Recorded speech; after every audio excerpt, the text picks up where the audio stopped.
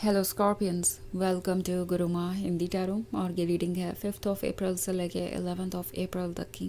तो चलिए देखते हैं आपके लिए क्या मैसेजेस है इस वीक में और आप क्या एक्सपेक्ट कर सकते हैं अपनी लव लाइफ में। Messages for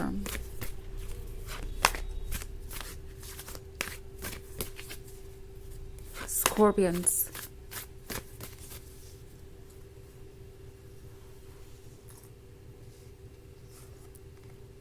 The Fool, Four of Wands, the Chariot, Knight of Wands, and the Emperor. Okay. So हमारे पास है द चैरियट। द चैरियट है तो आप शायद थोड़े कंफ्यूज है किसी के बिहेवियर को लेके, क्योंकि द एम्परर का card of course difficulties create कर रहा है।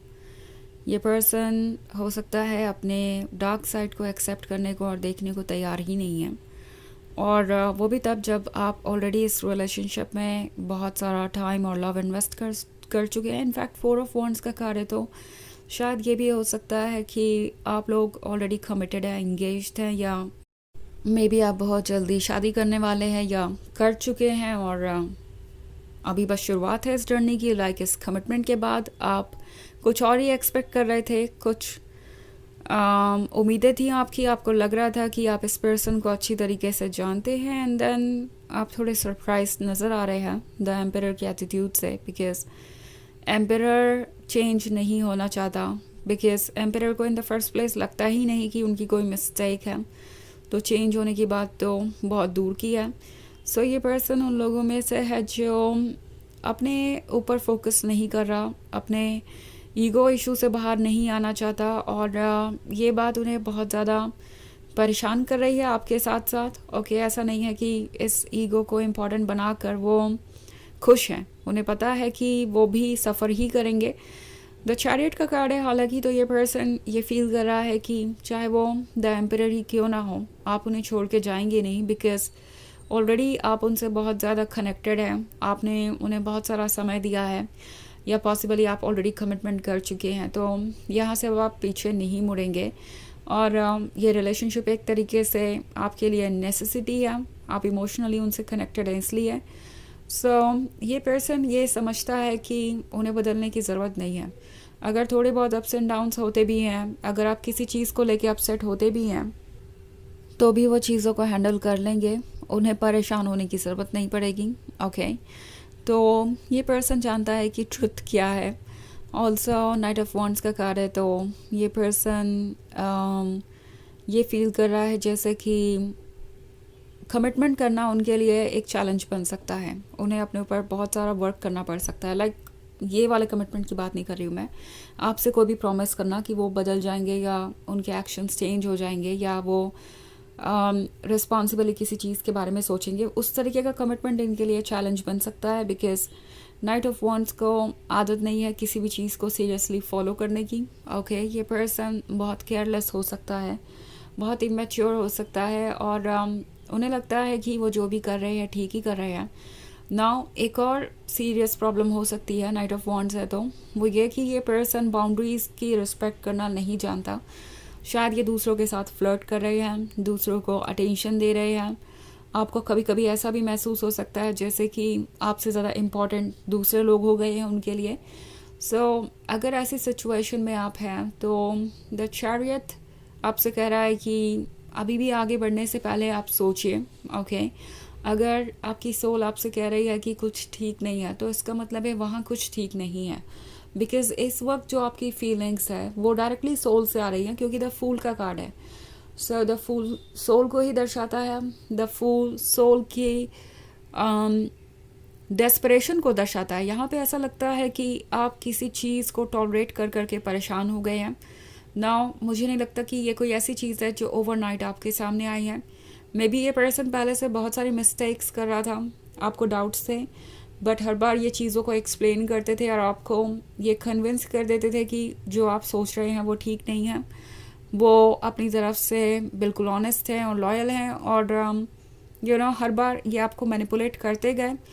और शायद आप इन्हें मौके देते गए। कई बार आपने शायद रेड फ्लैग सिर्फ इसलिए इग्नोर किया क्योंकि आपको उम्मीद थी कि वो बदल जाएंगे, और इसी तरीके से आप 4 ऑफ वांड्स तक पहुंच गए। और अब इस पर्सन को लगता है कि जब आप दोनों 4 ऑफ वांड्स तक पहुंच गए हैं तो ना तो आप पीछे मुड़ेंगे और ना ही अब उनकी कोई जिम्मेदारी बची है।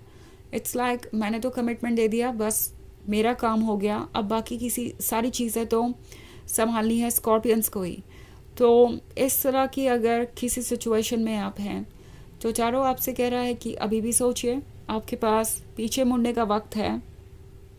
और आप चाहें तो अपने आप को इस तरह की नेगेटिविटी से दूर कर सकते हैं। इवन इफ अगर आप किसी सिचुएशन से दूर नहीं जाना चाहते तो आप अपना टाइम ले सकते हैं, कुछ टाइम अकेले स्पेंड कर सकते हैं, बाउंड्रीज ड्रॉ कर सकते हैं, और क्लियरली कम्युनिकेट करना आपके लिए ज़रूरी हो सकता है।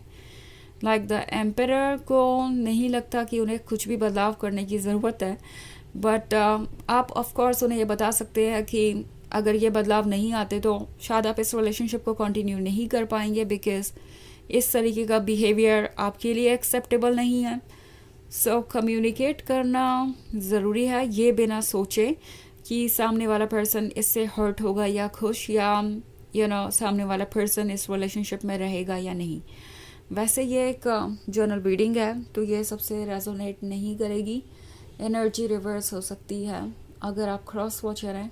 इसके अलावा अगर आप पिछले वीक की रीडिंग देखना चाहें या ईयरली रीडिंग देखना चाहें 2025 की, तो उसका लिंक आपको डिस्क्रिप्शन बॉक्स में मिल जाएगा हमेशा की तरह। तो चलिए आगे बढ़ते हैं और देखते हैं और क्या मैसेजेस हैं आपके लिए। Messages for Scorpions, 6 of Swords, the Empress, King of Wands, King of Pentacles in reverse, and the 4 of Cups. Okay. So हमारे पास है द एम्प्रेस। तो याद रखिए कि अगर ये पर्सन द एम्परर है तो आप भी द एम्प्रेस हैं। ओके, आप कंप्लीट हैं, लविंग एंड केयरिंग हैं, आप चार्मिंग है, गॉर्जियस हैं, और सबसे बड़ी बात कि द एम्परर के लिए तो बस आप ही परफेक्ट हैं।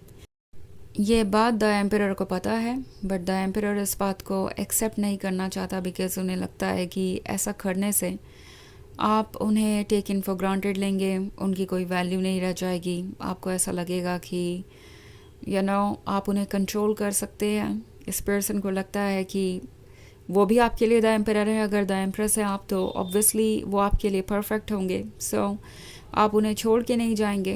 द एम्परर का ईगो यहाँ एक बहुत बड़ी प्रॉब्लम बन सकता है। 6 of Swords का कार्ड है, तो ऑफ कोर्स टैरो आपसे कह रहा है कि आप ऐसी सिचुएशन से दूरी बना सकते हैं। अगर चाहें तो आप खुद को इस टॉक्सिसिटी से दूर रखिए। और जहाँ तक इस पर्सन का सवाल है तो उन्हें अच्छी तरीके से पता है कि आप उनके लिए कितने इम्पोर्टेंट है, और ये पर्सन आपको लूज़ नहीं करना चाहेगा। ओके, ये पर्सन अपने आप नोटिस करेगा चेंजेस और अपने ऊपर वर्क करेगा। सो बेसिकली आप इन्हें कुछ चेंज करने पे मजबूर नहीं कर सकते। ये पर्सन खुद को खुद ही चेंज करेगा, और इसके लिए आप रिस्पॉन्सिबल नहीं हैं। आप जिस चीज़ के लिए रिस्पॉन्सिबल है वो है अपने वेलबींग के लिए। तो आप इस सिचुएशन से दूर रहिए, अपने आप को हील कीजिए। बाकी जो आपके लिए है वो आपको खुद फॉलो करेगा। 4 of Cups का कार्ड है। सो आपकी लाइफ में सब कुछ ठीक डायरेक्शन में ही जा रहा है। बस आपको ज़रूरत है कि आप अपने इस किंग ऑफ वॉन्ड्स वाले साइड को पहचानें। ओके, और एक बार अगर आप कॉन्फिडेंट हो गए, एक बार आपने ये रियलाइज़ कर लिया कि आपका वर्थ क्या है, तो फिर आप उससे नीचे कॉम्प्रोमाइज़ नहीं करेंगे और अपने आप वो चीज़ें अट्रैक्ट कर लेंगे जो आप डिज़र्व करते हैं।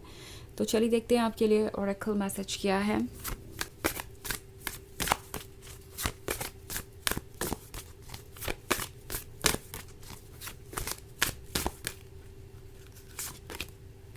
Transform with raven. Okay, so ये वक्त है ट्रांसफॉर्मेशन का, आपके लिए और इनके लिए, दोनों के लिए। और ये ट्रांसफॉर्मेशन आसान तो नहीं होने वाला है, बट ये आपको वही फ्यूचर देगा जो आप डिज़र्व करते हैं। सो इस चेंज को आने दीजिए, ट्रांसफॉर्मेशन को एक्सेप्ट कीजिए, अपने ऊपर भी वर्क करिए, अपने आप को हील करने के लिए वर्क कीजिए, और इस पर्सन को अपने ऊपर वर्क करने दीजिए। ओके, और अपने आप को टॉक्सिसिटी से दूर रखिए। यही मैसेज है इस कार्ड का। सो ये है रीडिंग इस वीक की। आई होप आपको अच्छी लगी होगी। Thanks for watching. Till next video. Bye.